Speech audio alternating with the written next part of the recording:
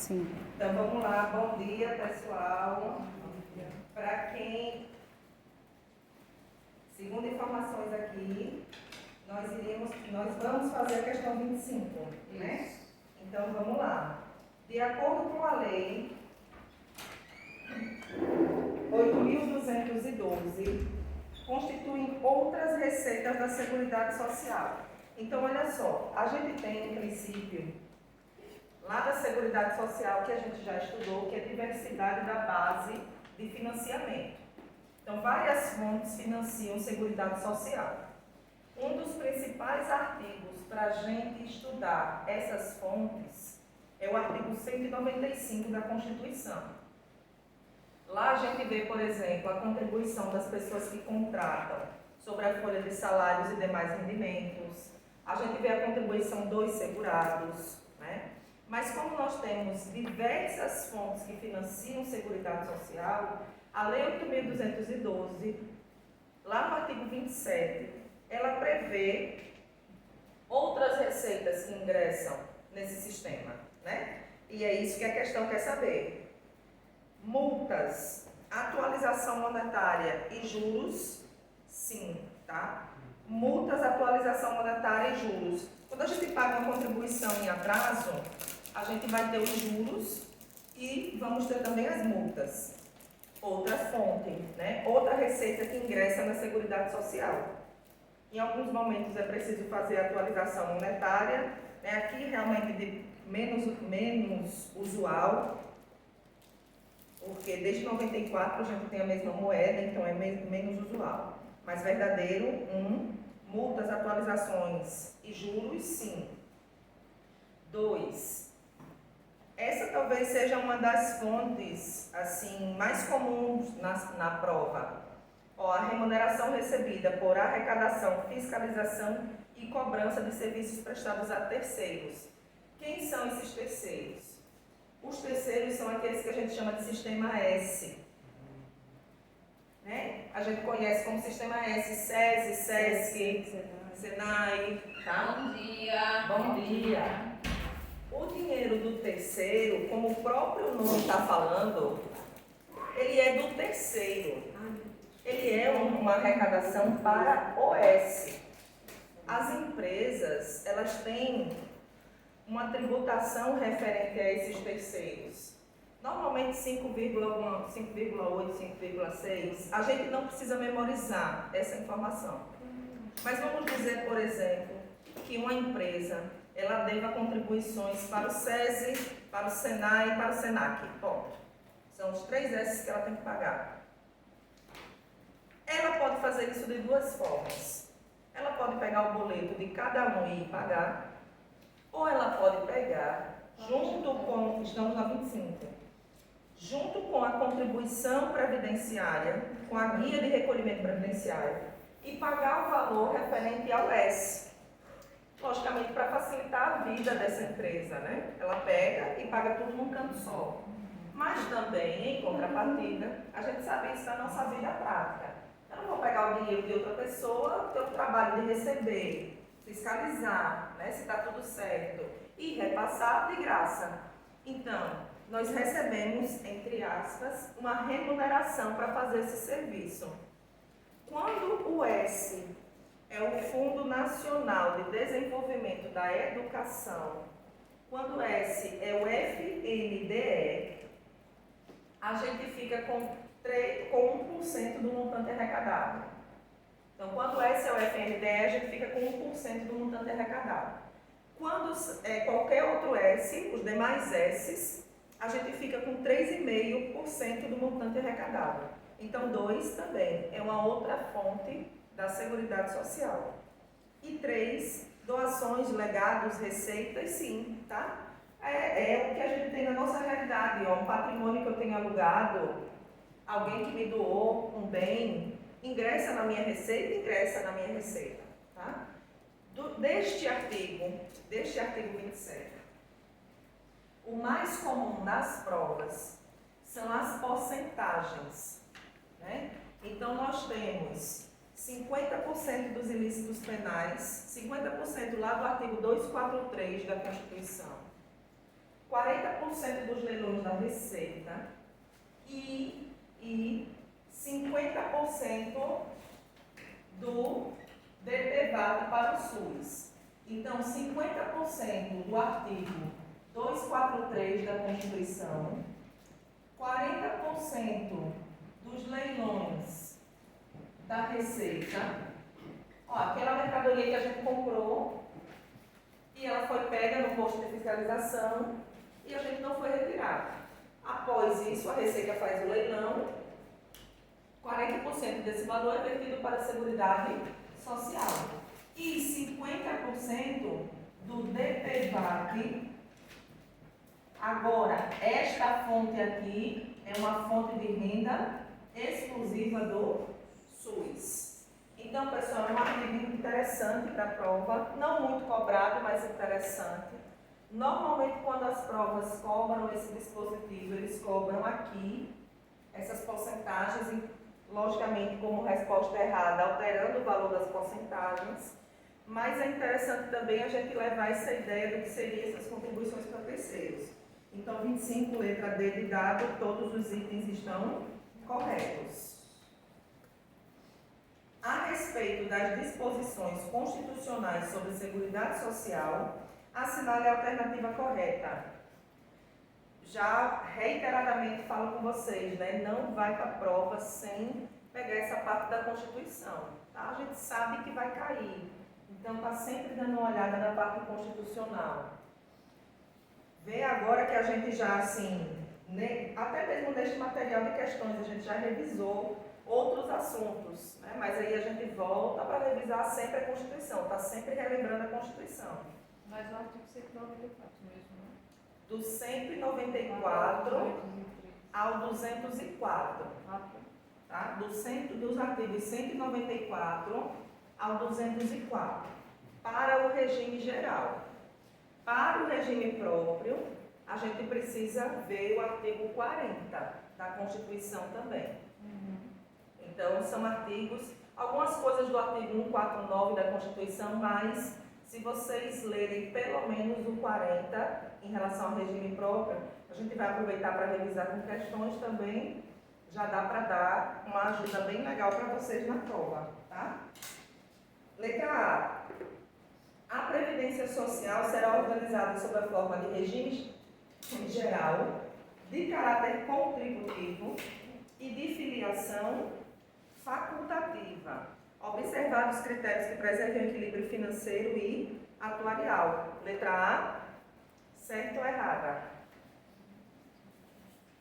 Nós estamos no artigo 201 da Constituição Federal. Ó, a Previdência Social, de fato, é organizada sob a forma de regime geral. Perfeito.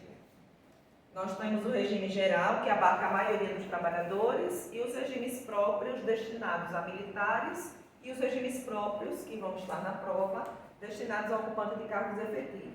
Perfeito. É contributiva? É contributiva, a gente paga. A gente vê no nosso contra-cheque, já que sei que a maioria de vocês trabalha, que vem descontado, tá? Preserva o equilíbrio financeiro e atuarial? Preserva. Tanto preserva que a gente acompanhou aí em 2019 a reforma.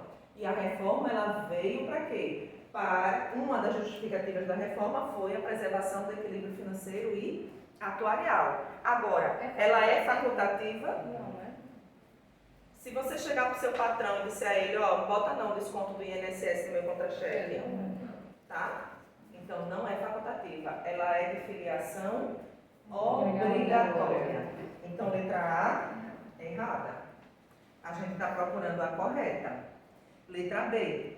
É assegurado o reajustamento dos benefícios para preservar-lhes, em caráter permanente, o valor nominal, conforme critérios definidos em lei.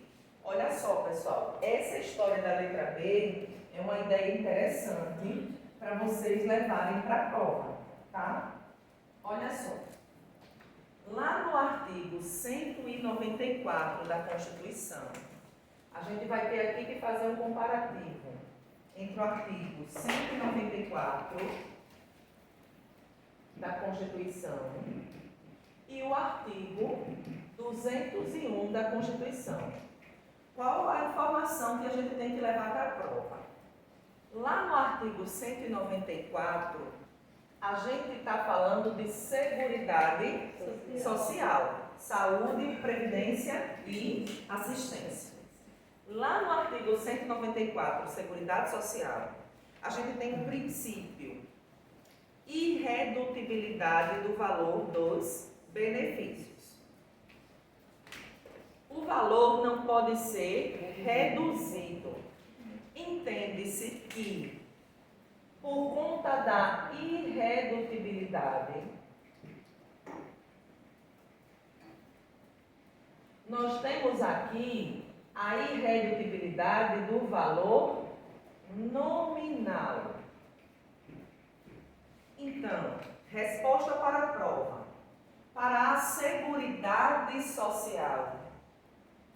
Para a Seguridade Social, com fundamento no artigo 194, nós temos a irredutibilidade do valor nominal. Aí vamos agora para outra informação importante para a prova. O artigo 201, ele fala de previdência social. Ele não está falando mais de seguridade, ele está falando de previdência. Na previdência social, lá no parágrafo 4º, nós temos a determinação de reajustamentos periódicos. Tanto que agora, pessoal, a gente já começa, né? O ano acabou praticamente. O ano para vocês só vai acabar depois da prova. Depois da prova sai aquele peso, assim, né? Para mim também sai aquele peso. E aí a gente vai poder ver decoração de Natal, ver não sei o quê, beleza. Mas, filha, o que é que a gente também começa a ouvir, né? A história do reajuste do salário mínimo. Em janeiro. Normalmente em janeiro. Mas também a gente começa a ouvir o reajuste do teto do salário de contribuição. Ou seja, o reajuste dos benefícios previdenciários. A portaria que reajusta o teto, ela reajusta o valor do teto, ela reajusta as faixas de contribuição, ela informa para a gente o novo valor de baixa renda, ela informa para a gente os valores dos benefícios de legislação especial, que tem valor fixo. Então, ela tem uma série de valores previdenciários importantes. E é por conta desses reajustamentos periódicos, tá? Que aqui entende-se a garantia do valor real. Por que a garantia do valor real? Porque eu garanto o poder de compra. O reajustamento, ele serve, pessoal, para a prova, né? O reajustamento, ele serve para garantir o poder de compra. Então, quando a letra B fala para a gente assim, ó, que para a Previdência Social, a gente garante, ó, que o reajustamento garante o valor nominal, letra B, errada. O reajustamento, ele garante o valor real, tá? Letra C. É vedada a filiação ao regime geral, na qualidade de segurado facultativo, de pessoa participante do regime próprio. Ó, o que é filiação? Filiação é o vínculo jurídico. É o vínculo jurídico que se estabelece entre o cidadão e o regime previdenciário. Então, conceito importante da questão, filiação. Segundo conceito importante da questão, quem é segurado facultativo? É a pessoa que não trabalha, em que pese o rol, trazer uma lista, o estudante, a dona de casa, quem acompanha cônjuge. Mas todas essas pessoas têm algo em comum, elas não trabalham, elas não exercem atividade remunerada. E elas têm mais de 16 anos, porque a idade mínima para se ter vínculo jurídico, a gente vimos alguns detalhes, 16 anos. Quem participa do regime próprio? Todos os trabalhadores que trabalham. Ocupantes de cargo efetivo, e nós temos o regime próprio dos militares. Então, essas pessoas trabalham?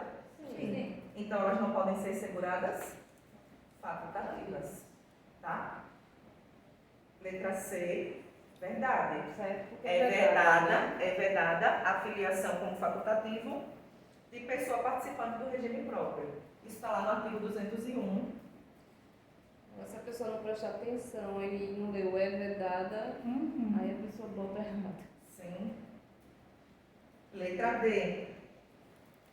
É possível a contagem de tempo de contribuição fictício para efeitos de concessão de benefícios previdenciários e contagem recíproca de tempo? Não, está errada, tá? Olha só, a gente já ouviu aqui que o tempo não se perde. Vocês já trabalham, vão passar no concurso, vão ingressar no regime próprio e o tempo que vocês já têm, vocês podem levar. E a gente viu também que vocês levam esse tempo através de um documento chamado Certidão de Tempo de Contribuição. Então, olha só, vamos só reforçar algumas informações importantes, tá? Nós temos X anos e esses meus X anos, eles vão constar numa certidão de tempo de contribuição. Perceba que o caminho que vocês vão fazer é esse daqui, ó. Vocês estão saindo do regime geral para um regime próprio. Vocês podem...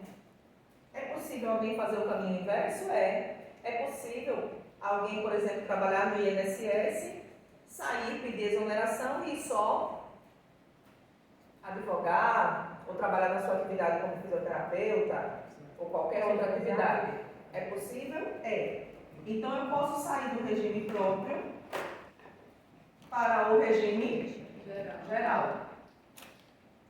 E olha só, é possível também eu ser, por exemplo, já servidor do município de Maceió, ou ser servidor do estado de Alagoas, passar no concurso do INSS e sair. Também é possível. Então, eu também posso sair do regime próprio para outro regime próprio. Tudo isso é possível.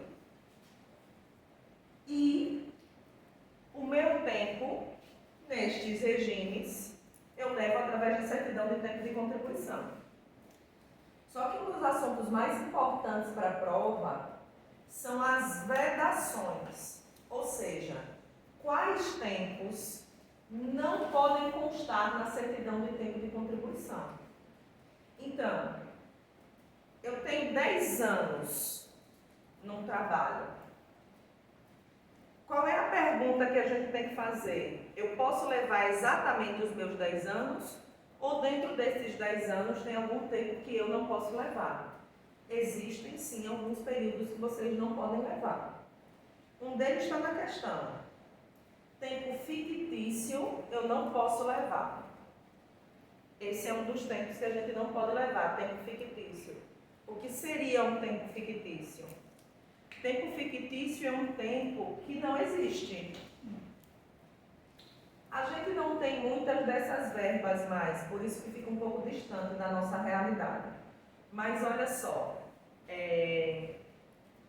a gente tem, em alguns regimes previdenciários, a gente tem a licença prêmio. Como é que funciona a licença prêmio? Exatamente como o nome está dizendo. Eu vou te dar um prêmio na forma de licença. Como é que funcionava a licença prêmio? Como eu disse, já é um assunto que fica um pouco mais distante da nossa realidade. Eu trabalharia X anos, vamos lá, eu trabalharia 5 anos, e a cada 5 anos eu tinha direito a ficar 3 meses em casa. E antes eu tinha a opção, eu tinha 2 opções. Ou ficar 3 meses em casa, remunerado, descansando, ou continuar trabalhando, e este tempo seria contado em dobro para a aposentadoria. Então, ao invés de 3 meses, para me aposentar, contariam 6. Isso é um tempo fictício. Não existiram 6 meses. Esses 3 meses a mais, eles não existiram, né? Então, esse primeiro tempo é vedado, tempo fictício. Segundo tempo que é vedado, que eu também não posso levar. Tempo concomitante. O tempo concomitante, ele não é em dobro. Ó, o tempo que eu estou trabalhando aqui hoje e vou trabalhar depois em outro lugar, o dia é um só. Não foram 2 dias, foi um dia só. Então, a atividade concomitante eu não posso utilizar. Inclusive, hoje eu já trabalhei para o INSS, né? Eu me acordo às 4 da manhã, de 4 às 6 eu trabalhei. Cheguei aqui às 7h40 e já estou aqui. Então, não tenho 2 dias, 3 dias, eu tenho um dia só, tá? Atividades concomitantes não é possível também. Outro tempo, esse talvez seja o mais cobrado em provas. Tempo fictício e tempo concomitante. Outro que também é uma vedação. Algumas pessoas não eram seguradas obrigatórias sempre. Elas tiveram alguns momentos em que a legislação mudou e as transformou em segurados obrigatórios. Por exemplo, os excedentes de mandato eletivo, na origem, eles eram segurados facultativos. Se quisessem, eles pagavam contribuição. O que é que nós já estudamos hoje? Houve uma alteração da lei e hoje nós sabemos que eles são segurados obrigatórios na condição de empregados. Então, o tempo anterior à filiação obrigatória, o tempo em que eu não era obrigado a pagar contribuição, ele só entra na certidão se eu fizer a indenização. Então, eu faço a correspondente indenização desse período e consigo incluir esse período como tempo. Tá? A gente paga a multa de 10% e juros de 0,5% ao mês. Estou falando das porcentagens porque algumas questões cobram a porcentagem. Então, é uma multa de 10% com 0,5% de juros.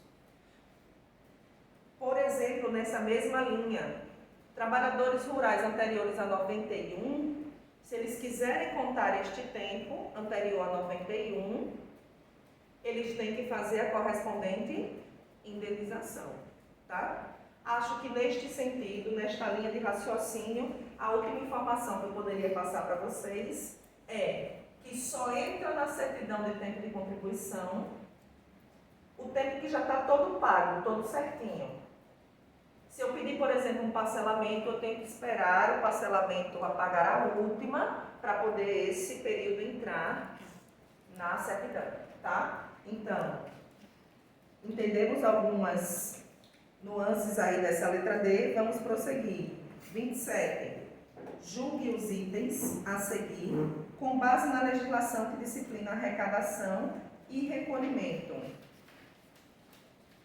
Primeiro, pessoal, antes de responder a questão, a gente precisa saber o que é arrecadação e o que é recolhimento.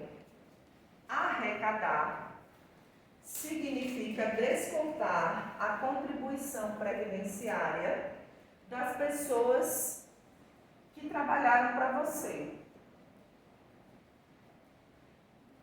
Então, vamos pensar no nosso local de trabalho, onde somos 5 funcionários. Descontar a contribuição Das pessoas que trabalharam, tá? Então, vamos pensar numa empresa, numa loja, na pizzaria que vamos comprar a pizza da semana que vem. Estou esperando você, viu? Estou esperando Estavam falando você. sobre isso ontem. Muito bem. Vou passar 2 dias. Vou passar 2 dias. Aí a gente vai passar, a gente vai fazer o valor para Você me dá o Pix. Você que sabe, ou você encomenda e me passa, ou você me dá o contato, porque fica certo lá, pode me passar o valor só. Se tiver 4 queijos, eu quero 4 queijos. Então, vamos pensar. É bom que pede meio a meio, né? Metade de um, metade de um, metade de metade. Nessa pizzaria que nós vamos pedir nossa pizza, vamos pensar que ela tem 5 funcionários. Quando o dono, o patrão, ele desconta a contribuição previdenciária no contra-cheque dos 5 funcionários, ele está arrecadando. Isso é arrecadar. É pegar a contribuição de todas as pessoas que trabalharam para mim. Só que olha só, o que é que deve ser feito? O patrão desconta e ele faz o pagamento da guia de contribuição previdenciária, né? Com o valor dele, por ser patrão, e com o valor nosso, que ele descontou. Quando ele paga a guia, ele está recolhendo. Então, portanto, recolher é pagar os valores devidos de contribuição previdenciária. Olha só, o dono da pizzaria teve a brilhante ideia, de descontar das pessoas que trabalham para ele, pegou o dinheiro e foi passar o final de semana fora, ao invés de pagar a contribuição previdenciária. Artigo 168-A do Código Penal, crime de apropriação indébita previdenciária. Artigo 168-A do Código Penal. Então, quando eu desconto a contribuição da pessoa que trabalhou para mim e não pago e não recolho, eu cometo o crime de apropriação indébita previdenciária. Apropriação indevida dos valores descontados dos trabalhadores. Tá? Mas e aí, como fica o trabalhador nessa situação? Como fica o trabalhador nessa situação?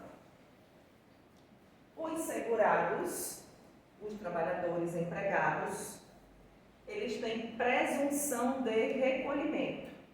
O que é ter presunção de recolhimento? Significa dizer que eu não preciso provar que o meu patrão efetivamente pagou.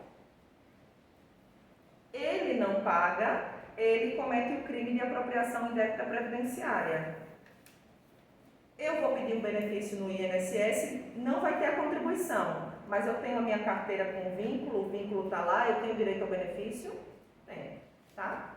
Empregados têm presunção de recolhimento, domésticos têm presunção de recolhimento, contribuintes individuais que prestam serviço, porque a obrigação tributária é da pessoa que contrata. Então, a gente tem aí que, para o trabalhador, ele precisa somente comprovar o exercício da atividade, tá?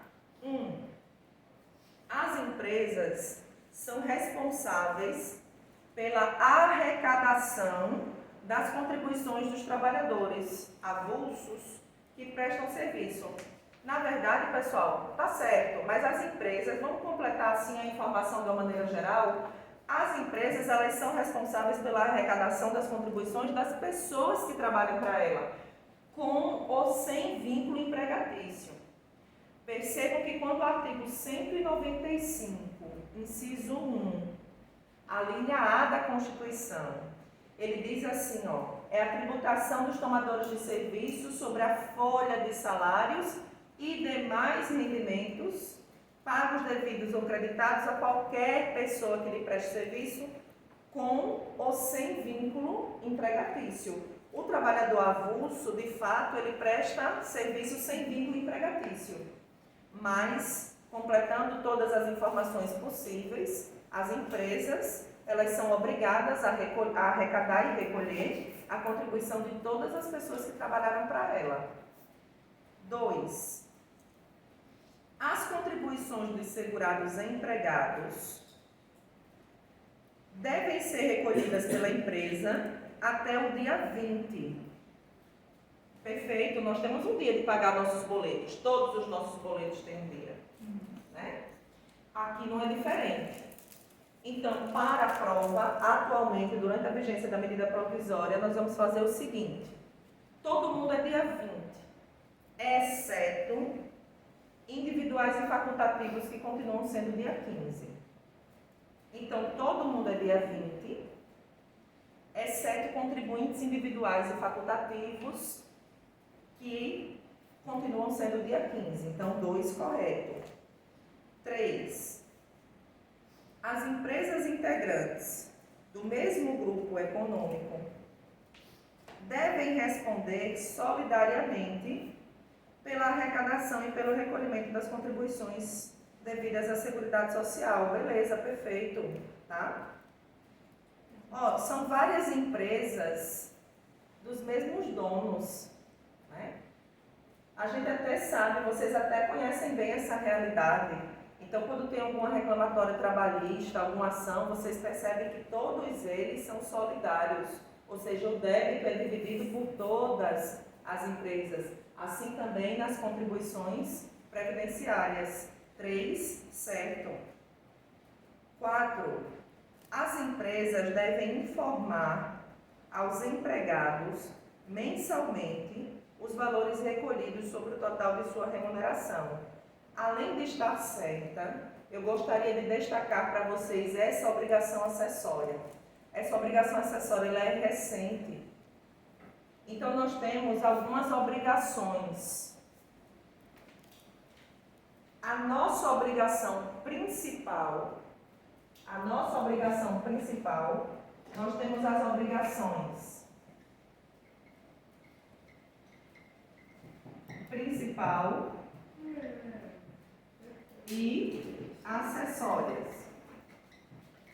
A nossa obrigação principal é o pagamento da contribuição.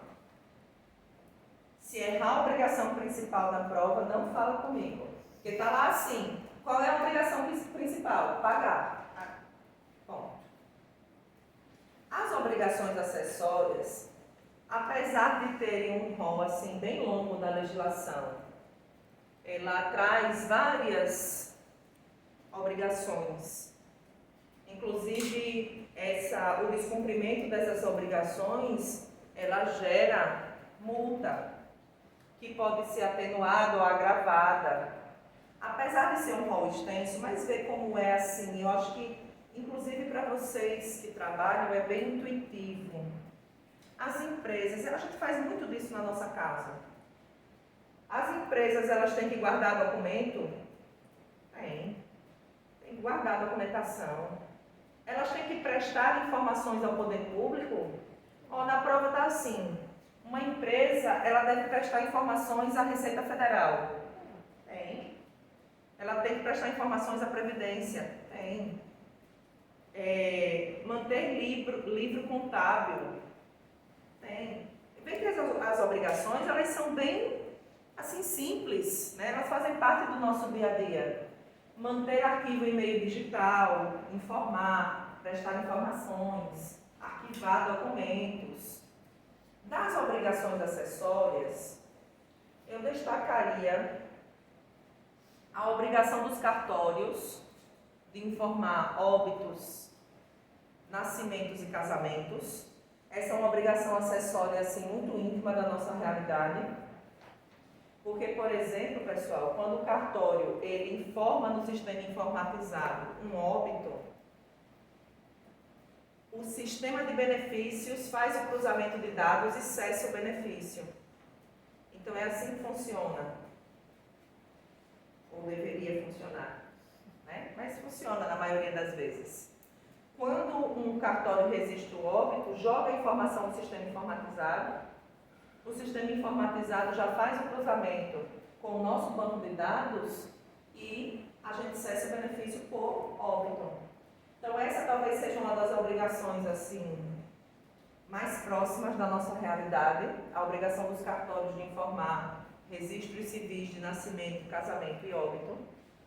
Duas obrigações que não são tão relevantes, mas como elas foram recentemente incluídas, eu acho que vale a pena a gente levar. Uma é essa que está na questão, informar mensalmente aos empregados o valor das contribuições. Então, a empresa ela deve manter um quadro de avisos e nesse quadro de avisos ela deve informar quais valores foram descontados, quais parcelas serviram de base de cálculo. E outra obrigação acessória, que também ingressou recentemente, que eu acho interessante levar para a prova, é a obrigação de informar anualmente à Receita Federal a relação de todas as pessoas que trabalharam para essa empresa. Nome, número de identificação, CPF, dados pessoais desse trabalhador, informar a Receita Federal. Então, acredito que sejam três, na verdade, obrigações acessórias que eu gostaria de destacar para vocês, mas que no mais é um assunto bem tranquilo, né? Vê que a gente não tem... professora? Aí, no caso, arrecadar... Todas as pessoas que trabalham ou também as que trabalharam com ou sem vínculo empregatício naquele ano, né? Porque ela vai informar anualmente todas as pessoas que trabalharam com ou sem vínculo empregatício naquele ano. Aí, arrecadar, então, é o desconto. O recolhimento é a parte De pagar a guia, de pagar a guia. tá? Quando eu vou na casa lotérica pagar a guia, eu estou recolhendo, né? Letra D de dado, todos estão corretos. Professora, para informar a arrecadação do recolhimento de contribuição, desculpa. Esses valores recolhidos referentes ao INSS, que tem que informar as pessoas que trabalham lá, seria o limite ou a senhora está falando de 4 meses de aviso? Não. Num quadro mesmo, informar quais parcelas serviram de base tributária. Tá? Não é valor fixo? Os valores podem variar. Por exemplo, agora em dezembro, você perguntou se é valor fixo. Vai entrar uma parcela diferente este mês? O 13º, né? Então, além das que normalmente a gente recebe, esse mês entra uma parcela diferente, o 13º. Pode entrar também outra parcela que às vezes a gente é obrigado a fazer no fim de ano, hora extra. Obrigado, entre aspas, né? Vocês, da vida prática de vocês, vocês sabem, vocês são convocados, tem aquele período. Por isso que eu terminei falando obrigado, né? Mas, hora extra.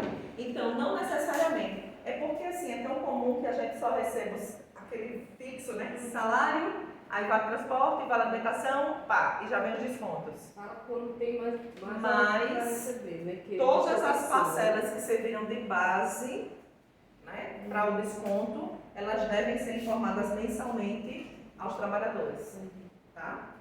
São princípios e objetivos da Seguridade Social, exceto. Ou seja, a gente está procurando a resposta errada, né? O que não é princípio. Letra A, a gente já falou até dela quase agora. Irredutibilidade do valor dos benefícios. Verdade. Letra B, equidade na forma de participação no custeio. Nosso princípio da capacidade tributária. Quanto maior a minha capacidade tributária, maior será a minha tributação. É por isso que a gente viu que para empregados avulsos e domésticos, por exemplo, a gente tem alíquotas de 7,5%, 9%, 12%, 14%. Por que um paga 7,5% e outro paga 14%? Qual é a diferença deles? O valor da base de cálculo. Quem tem uma base de cálculo menor paga 7,5%, quem tem uma base de cálculo maior paga 14%. Princípio da equidade na forma de participação do custeio. O nosso princípio da capacidade tributária. Letra C. A letra C, ela dá só um pedaço, né? Mas, na verdade, o texto é caráter democrático e descentralizado da administração mediante gestão quadripartite e não bipartite, né? A gestão, ela é democrática e descentralizada e ela pertence a 4 pessoas: trabalhadores, empregadores, aposentados e governo nos órgãos colegiados. Letra D de dado: seletividade e distributividade na prestação dos benefícios e serviços. Tranquilo. Correto. E universalidade da cobertura e do atendimento. Certo. Resposta da questão, letra C. Não é gestão bipartite, é gestão quadripartite. Um padeiro, enquanto preparava a massa dos pães e cuidava da temperatura do forno, prende os dedos indicador e médio de sua mão direita dominante na máquina de massa. Prontamente atendido, é levado ao hospital, onde foi necessário amputar os 2 dedos. 2 semanas depois, ele volta a trabalhar. 1 mês após o acidente, o padeiro procurou você na agência do INSS para perguntar a você se ele tem direito a algum benefício. Qual é a sua resposta? Sim. Tá, ele tem direito a um benefício. Ela já disse sim. Agora vamos lá. Qual é a informação principal dessa questão? Ele ficou com uma sequela definitiva. Ele ficou com uma sequela definitiva. Os 2 dedos dele não vão nascer de novo. Ele ficou com uma sequela definitiva. Percebam que a questão fala que ele é padeiro, ele trabalha com as mãos e ele perdeu os dedos da mão direita, que é a mão que ele dominante, é a mão que ele utiliza. Essa sequela definitiva, ela tem repercussão, pela ideia que a questão nos dá. Ela tem repercussão na força de trabalho? Tem. Ele vai ter um esforço maior para fazer o trabalho? Vai. Ela pode reduzir a atividade dele? Pode. Nós teríamos uma terceira opção que gera esse benefício, que seria mudar de atividade, que no caso não foi o que aconteceu, ele continuou sendo padeiro. Mas a gente pode pensar que aquilo vai trazer um maior esforço ou reduzir a força de trabalho dele. De que benefício nós estamos falando? Do auxílio acidente. O nosso benefício de caráter indenizatório. Letra A, auxílio acidente. E o auxílio acidente, ele é 50% do salário de benefício. Então, na prova, a sequela definitiva, que tem a repercussão negativa na força de trabalho, ela gera direito ao auxílio acidente. Tá? Não caiam nas pegadinhas de prova que dizem assim, fulano se acidentou, fulano recebe auxílio acidente. Não.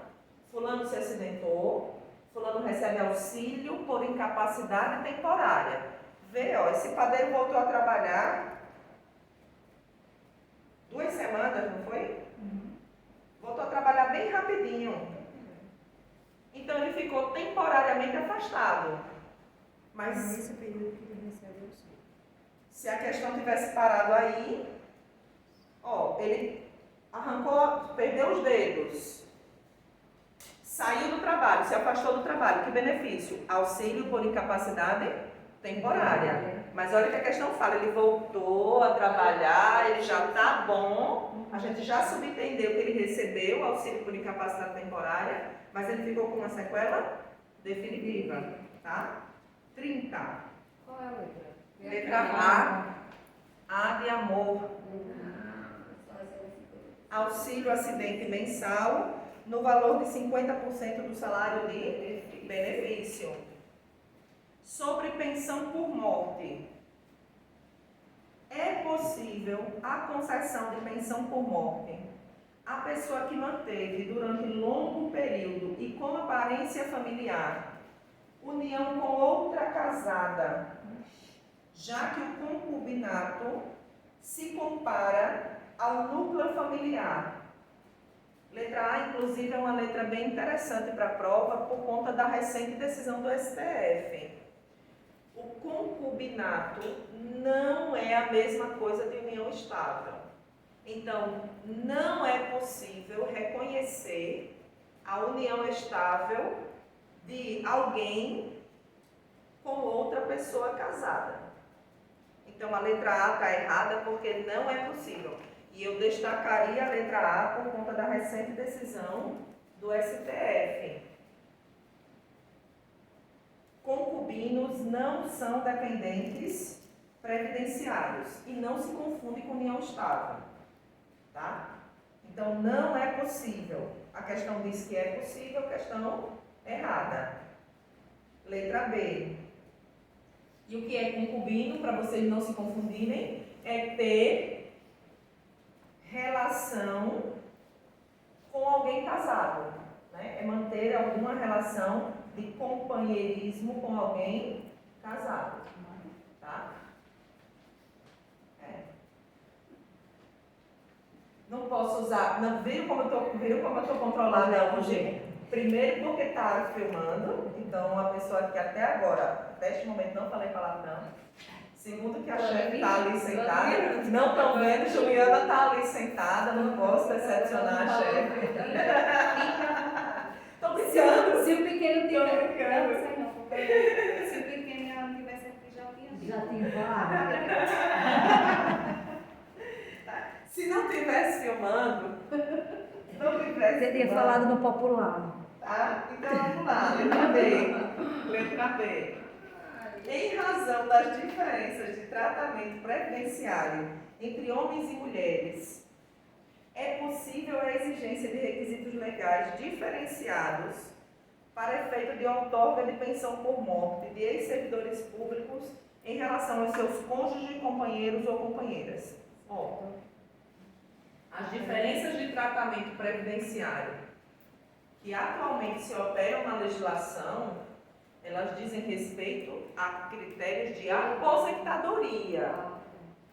A gente vê, por exemplo, que na atual aposentadoria, mulheres se aposentam com 62 anos de idade e homens com 65. Há uma diferença?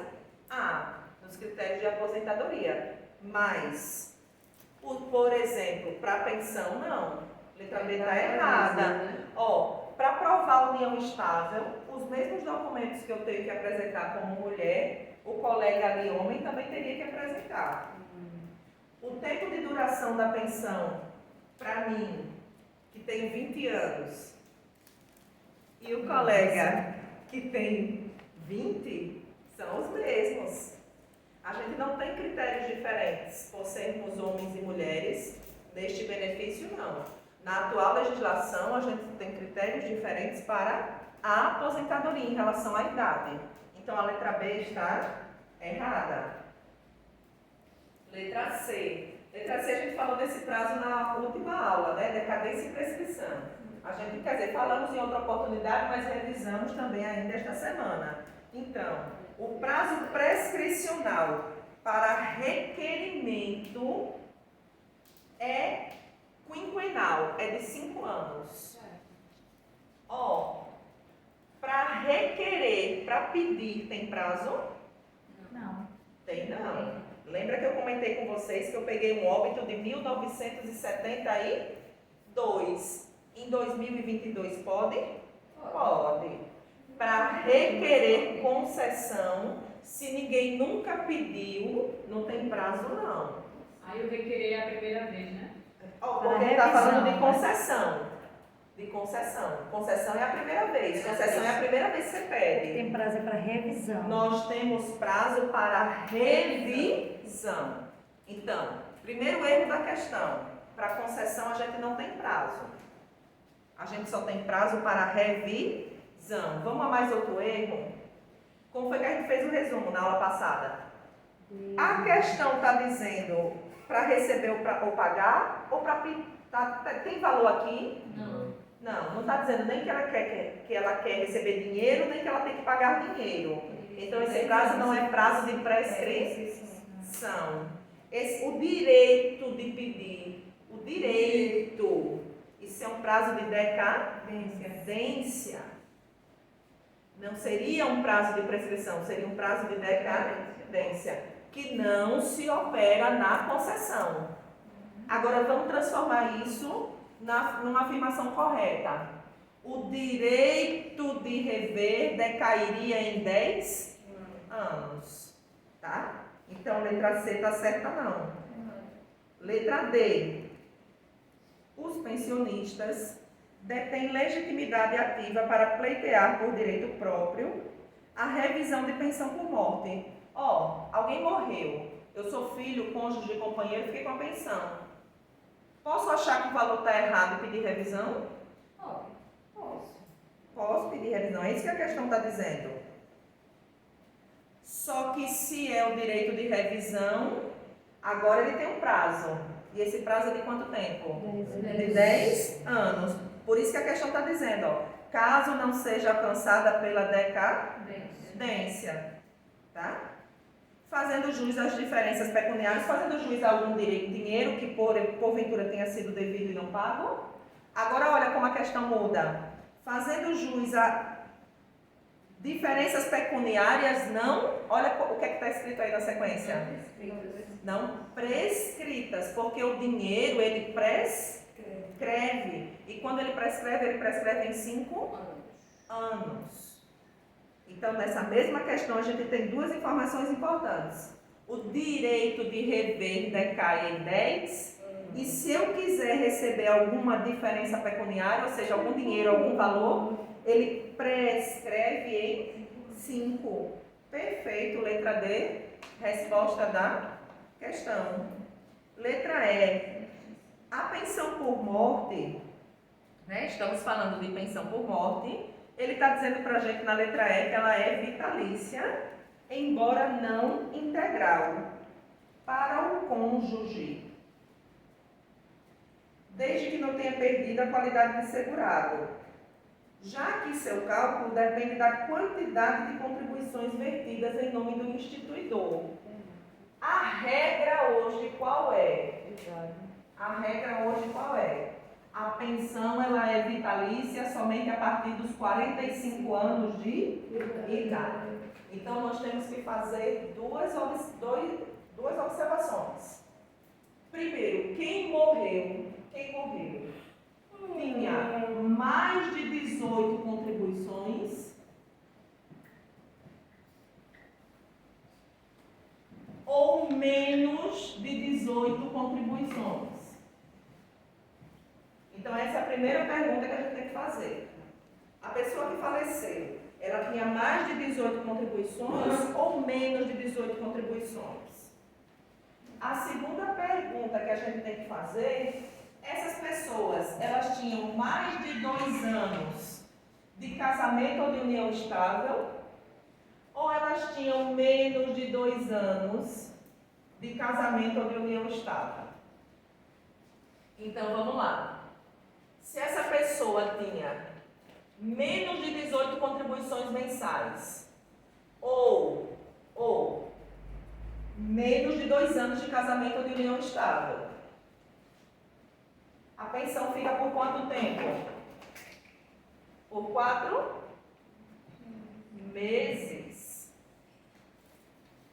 Se eu tenho menos de 2 anos de casamento ou de união estável, ou ainda que eu fosse casada há mais tempo, mas quem faleceu tinha menos de 18 contribuições mensais, inclusive eu posso juntar tempo de regime próprio. A pensão fica por 4 meses. Se eu tinha mais de 18 contribuições mensais e eu tenho que ter agora as duas coisas, e mais de 2 anos de casamento de união estável, nós vimos que nós vamos para uma tabela. Que leva em conta a idade do cônjuge ou companheiro sobrevivente. Por exemplo, se essa pessoa tinha menos de 22 anos, a pensão fica por quanto tempo? Por 3 anos. Se ela tinha de 42 a 44 anos, por exemplo, a pensão fica por 20 anos. Essa tabela ela varia de 3 a 20 anos. E hoje a vitalícia,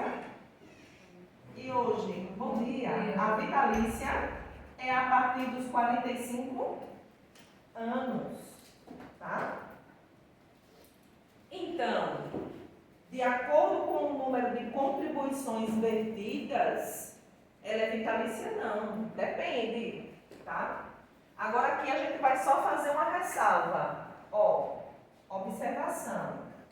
Ainda que eu tenha menos de 18 contribuições ou menos de 2 anos de casamento ou de união estável, se o óbito foi por acidente, a gente vem para a tabela, tá? Se o óbito foi por acidente, a gente vem para a tabela. Então, é uma exceção à regra. Ainda que tenha menos de 18 contribuições ou menos de 2 anos, se o óbito foi por acidente, a gente vai lá para a tabela de 3 a 20. Se tiver 45, eu qualquer. Não, qualquer situação. Casei hoje. Peguei o avião para ir para a lua de mel. No caminho do aeroporto, pá, acidente de carro. Morreu. Poucas horas de casado. Mas foi por acidente, então nós vamos para a tabela. Tá? A tabela, ela só é utilizada para cônjuges ou companheiros. Essa história que a gente está ouvindo aqui, ela só existe para cônjuges ou companheiros. Professora, Os filhos não entram nessa história, não. serve para qualquer tipo de acidente, porque teve um caso curioso daquele casal que casou e horas após o casamento ele colocou a taça aqui, caiu e atingiu a veia femoral e Acidente. morreu. Qualquer tipo de acidente. Acidente. No caso específico desse casal, acredito que a causa da morte não tenha sido isso, não, atestado. Depende do que está no óbito. Mas, acidente. Tá? A prova ela vai dizer a você que eles tiveram um acidente, que ele sofreu um acidente. O carro bateu, o avião caiu, alguma coisa vai fazer, não vai ser tão específico assim não. Porque no caso dele foi hemorragia.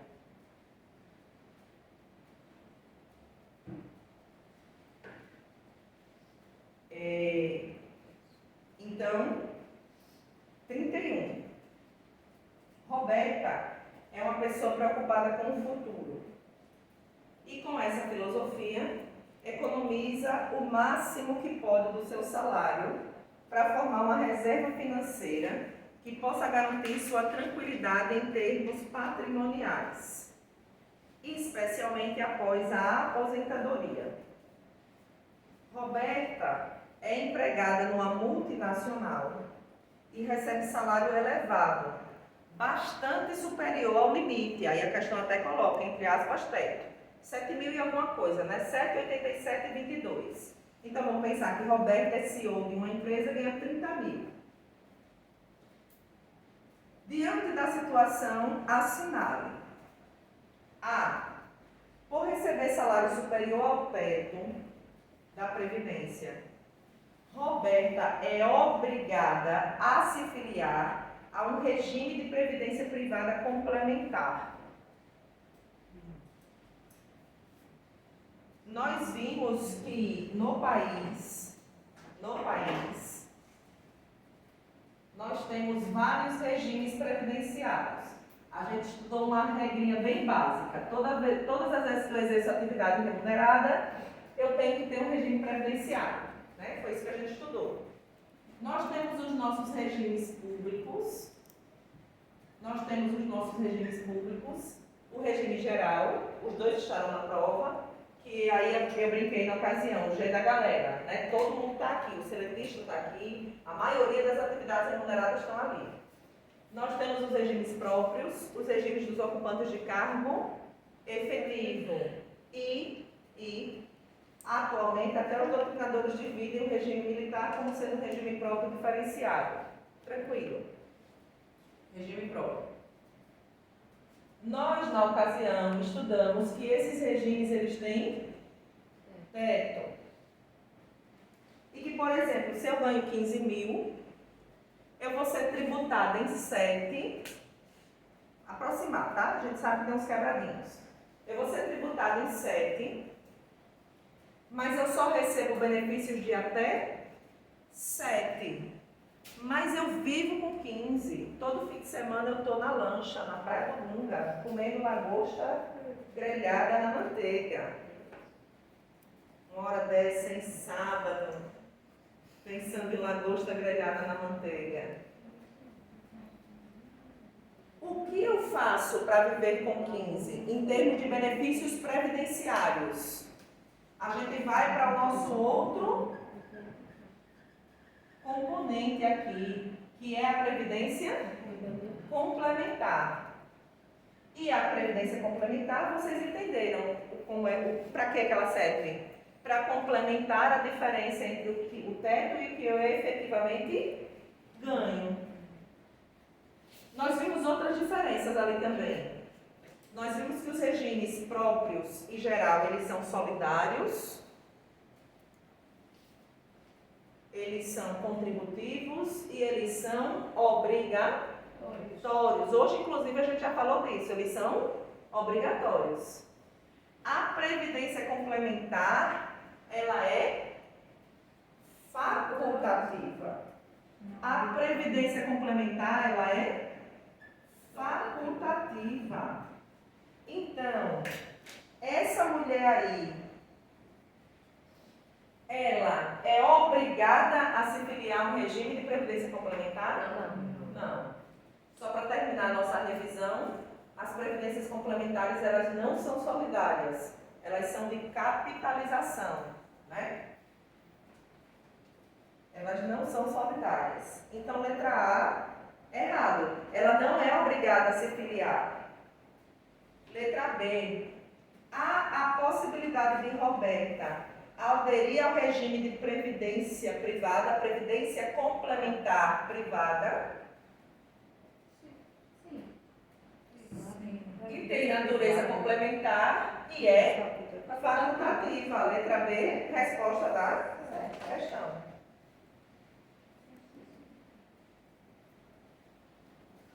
O regime de previdência privada, letra C, não exige colaboração da Roberta. Quer dizer que ele vai dar ali 7 mil pau, 20 mil para a Roberta de graça, né? Letra D, a previdência privada é a nossa principal previdência? Não. A nossa principal previdência são os regimes públicos. Aqui, pessoal, é o extra.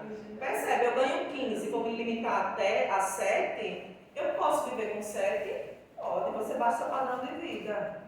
Não é obrigado você complementar a 15. É só você fazer uns ajustes no seu padrão de vida. A previdência privada, ela garante status, tá? Ela não é a nossa previdência principal. Letra E, o regime de previdência complementar é restrito ao âmbito privado. E para quem recebe alto salário, não se aplicando a servidores públicos. Aí a gente viu que está errado, porque a gente viu, eu disse a vocês, que quando vocês ingressarem, vocês servidores públicos novatos vão ter teto. E se quiserem ter benefícios acima do teto, vocês vão ter que participar da Previdência Complementar Pública. Vocês vão ter que participar da FUNPRESP.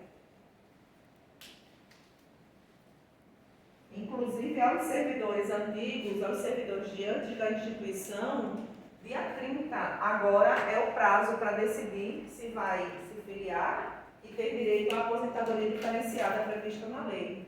Vocês ouviram algumas coisas nos jornais já sobre esse prazo. Então, ela só existe no âmbito privado? Falso. Tá? Letra E, errada. 32. A Seguridade Social será financiada exclusivamente pela União. Outra questão, que se errar, não fala comigo não no dia. No dia da prova, de noite, a gente vai ficar se falando pelo zap, né? Para ver o que foi, o que não foi, o que caiu, o que não caiu. Se erra essa questão, manda zap para mim, não. Diz assim, ó, tá sendo, e aí, como é que foi a prova? É, legal. Ponto, eu já entendo. Ela é exclusivamente financiada pela União? Não, pessoal. Diversidade da base de financiamento. Várias fontes financiam a Seguridade Social. Vocês têm um desconto no contra-cheque? Vocês financiam? Financiam. Trabalhadores, tá? Os rapazes que assistem aos jogos de futebol financiam Seguridade Social? Financia. A propaganda na lateral do campo, na camisa do jogador, financia a Seguridade Social. Quando a gente vai ali na lotérica jogar na loteria da Caixa, a gente financia a Seguridade Social? Financia. Então, mas a Previdência Social também não é financiada só pela União. A Previdência Social é financiada pelos patrões, pelos empregados, pelos funcionários, pelo poder público também, tá? Então, 32, perdão, errada.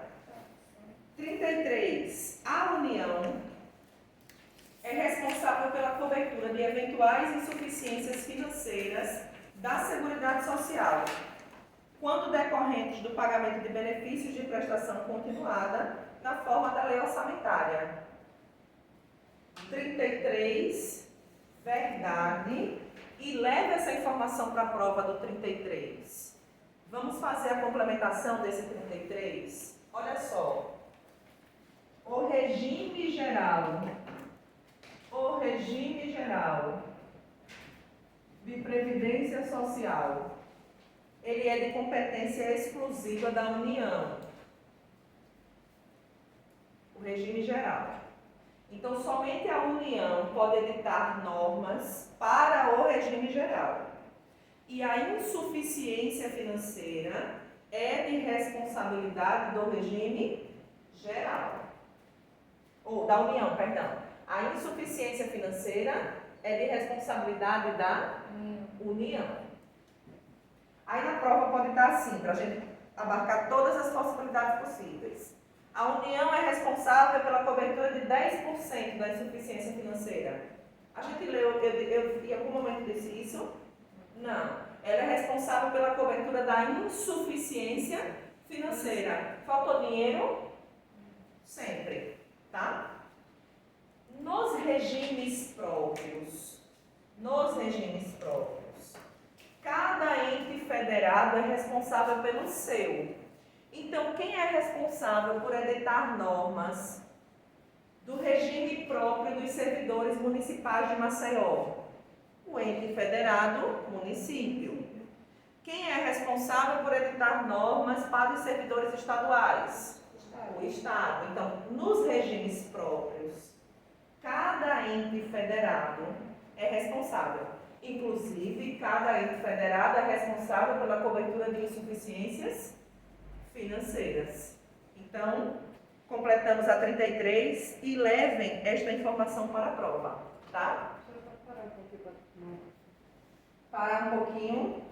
Aqueles 10 minutinhos assim do café, vamos. Agora, voltem com 10 minutinhos, não vou nem sair. Tem um bolinho de café que eu trouxe. Na nossa panela. Canela, um bolinho que eu trouxe.